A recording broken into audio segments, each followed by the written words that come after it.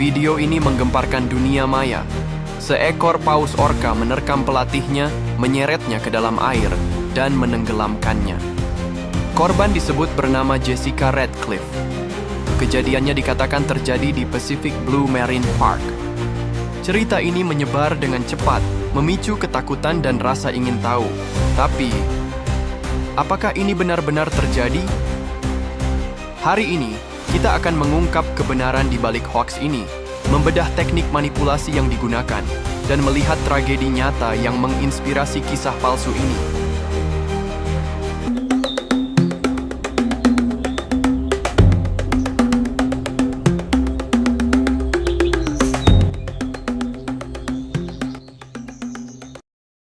Kisah Jessica Ratcliffe pertama kali muncul di TikTok, sebelum akhirnya menyebar ke Facebook, Instagram, dan bahkan YouTube.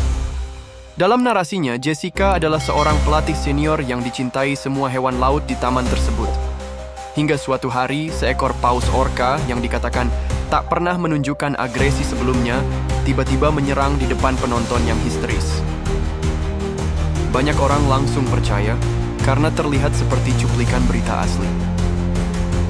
Tapi ketika media internasional mulai menelusuri, semuanya runtuh. Hindustan Times dan Economic Times memastikan tidak ada pelatih bernama Jessica Ratcliffe dalam catatan resmi industri hiburan laut. Tidak ada taman hiburan laut bernama Pacific Blue Marine Park. Video menggunakan audio yang dihasilkan AI dan gambar yang dimanipulasi. Kesimpulannya, kisah ini adalah hoax 100%. Kekuatan hoax ini terletak pada kemampuannya meniru kejadian nyata. Ada dua tragedi besar yang menjadi inspirasi cerita ini. Dawn Brand Show, tahun 2010, di SeaWorld Orlando, pelatih berpengalaman ini diserang orca bernama Tilikum. Dawn ditarik ke dalam air dan tewas. Alexis Martinez, tahun 2009, di Loro Parque, Spanyol, pelatih ini tewas diserang orca bernama Keto saat latihan. Kedua kasus ini benar-benar terjadi, didokumentasikan dengan jelas dan meninggalkan trauma di industri hiburan laut. Hoax Jessica Ratcliffe meminjam elemen-elemen cerita dari tragedi tersebut untuk menciptakan kesan otentik. Di alam liar, orca adalah predator puncak yang cerdas, sosial, dan jarang sekali menyerang manusia. Namun, di penangkaran, perilaku mereka bisa berubah drastis. Keterbatasan ruang, stres, kebosanan, dan interaksi berulang dengan manusia bisa memicu perilaku agresif. Banyak peneliti meyakini bahwa serangan terhadap pelatih lebih sering terjadi di penangkaran dibanding di laut bebas. Disinilah hoax Jessica memanfaatkan stereotip orca yang mematikan untuk membuat ceritanya lebih menegangkan.